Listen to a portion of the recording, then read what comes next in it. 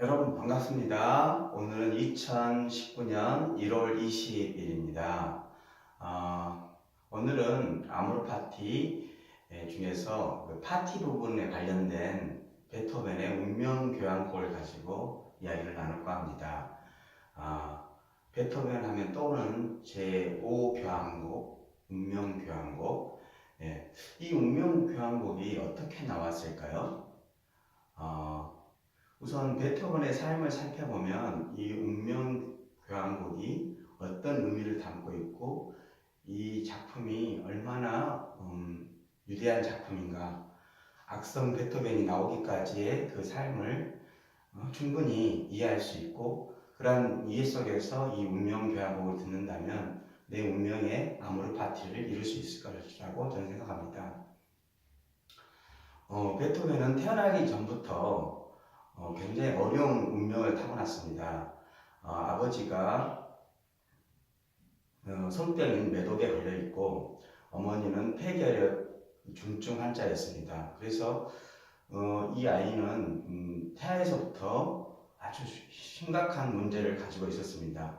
그 위에 있는 형제들이 많이 죽었고, 또 이 베토벤도 태어나도 그렇게 정상적인 태어남이 아니었습니다. 그런 가운데 이 베토벤은 태어남의 운명을 맞이합니다.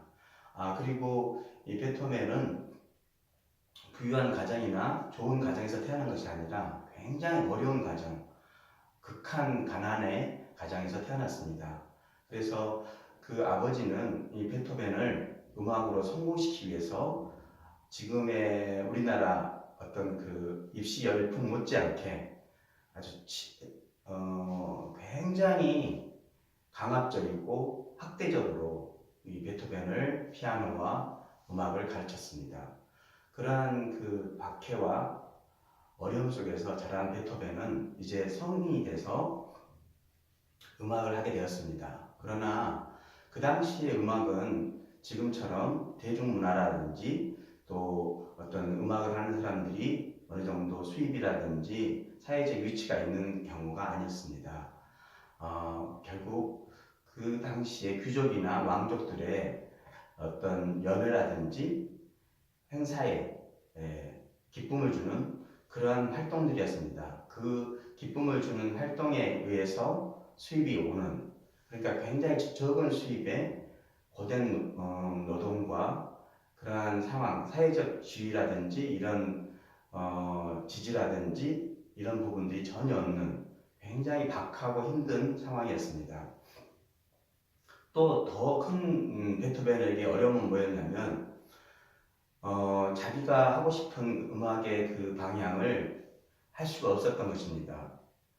그 사회 체제는 실력가인 음악가 밑에 들어가서 그 실력가의 음악가 밑에서 그대로 배워서 그 전수하는, 그리고 그 그늘 아래서 그 실력자가 물러날 때까지 그 밑에서 이렇게 수종드는 그 역할을 감당하는, 그리고 그 뒤에 오랜 기다림 속에서 그 위치에 올라가는 그런 시스템이었습니다. 그래서 자기만의 색깔과 자기만의 빛깔의 향기를 가진 음악을 할 수가 없었고, 전래 내려오는 그 음악을 그대로 따라가는 그런 모습이었습니다. 이것이 베토벤에게 가장 큰 아픔이었고 힘든 것이었습니다.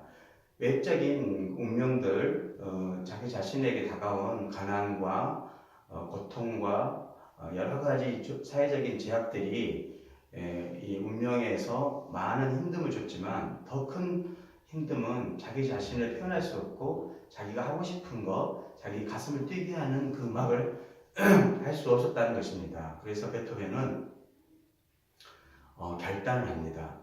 어떤 결단을 하냐면, 이제 자기의 이름으로 자기의 음악을 하고 싶은 마음이 들어서 드디어 가계부를 쓰게 됩니다. 베토벤과 가계부 전혀 어울릴 것 같지 않는 이야기인데요. 그 당시에 귀족들이나 왕족들이 연주에 가면 수장에게 돈을 줍니다. 그러면 그 수장이 그 돈을 가지고 어느 일정 분량을 자기가 가지고 그 밑에 직원들에게, 부하들에게 또 연주자들에게 돈을 나눠줍니다. 그래서 베토벤에게는 아주 적은 돈, 생활할 수 없을 극한 돈이지만 그것을 받아서 생활을 할 수 있고 음악을 할 수 있었습니다. 그러나 베토벤은 그것을 포기했습니다. 왜냐하면 자신의 음악을 하고 싶었기 때문입니다. 그래서 아주 극한 상황이지만 그 극한 상황에 돈을 쪼개고 쪼개서 자기 생활을 했습니다. 아주 극빈한 생활을 했습니다. 자기 스승인 하이든의 음악을 따라하지 않고 자기 이름의 베토벤의 이름으로 악보를 만들고 연주를 하고 그렇게 해서 베토벤은 자기 운명을 이겨나갔습니다. 그러한 상황들은 이루 말할 수 없는 사이의 편견과 질타와 그 안마금과 또 많은 저항과 이런 것도 있었을 것입니다. 그러한 가운데서도 베토벤은 꿋꿋하게 가계배를 쓰면서 자기 삶을 자기가 하고 싶은 일을 위해서 최선을 다했던 것입니다.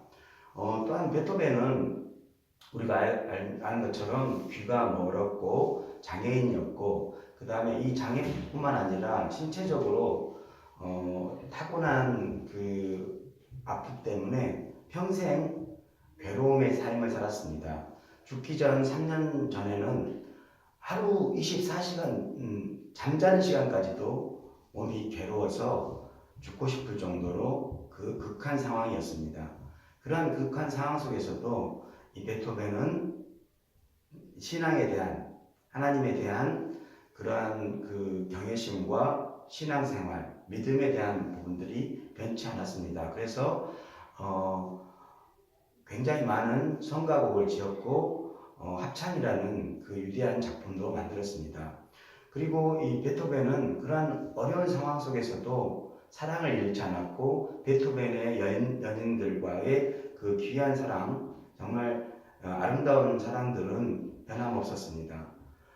우리가 이 베토벤의 운명교향곡을 볼 때 그냥 꽝꽝꽝꽝 한다는 그런 의미도 있지만 사실 이 우리에게 다가오는 운명이라는 것이 얼마나 힘들고 정말 시련과 고통과 아픔이 끊임없이 나에게 다가올지라도 그 운명을 사랑하고 그것을 위해서 내가 할 수 있는 최선을 다하고 그러한 그 노력들과 수고, 그렇지만 그 아픔과 고통은 끊임없이 나에게 다가오지만 그것조차도 내가 받아들이고 내가 가장 가슴 뛰고 내가 가장 좋아하는 일에 할 수 있었던 그 베토벤의 삶, 우리의 삶이 운명교향곡처럼 내 가슴을 꽝꽝꽝꽝 뛰는 그 일에 할 수 있다면 우리 삶은 정말 아름답지 않을까, 정말 행복한 삶이 되지 않을까 하는 생각이 듭니다. 오늘은 일요일입니다. 아주 좋은 할리데이인데요. 여러분 삶 속에서도 이 행복감을 누리시고 운명교향곡처럼 내 운명을 사랑하시는 귀한 날 되시기를 바랍니다. 감사합니다.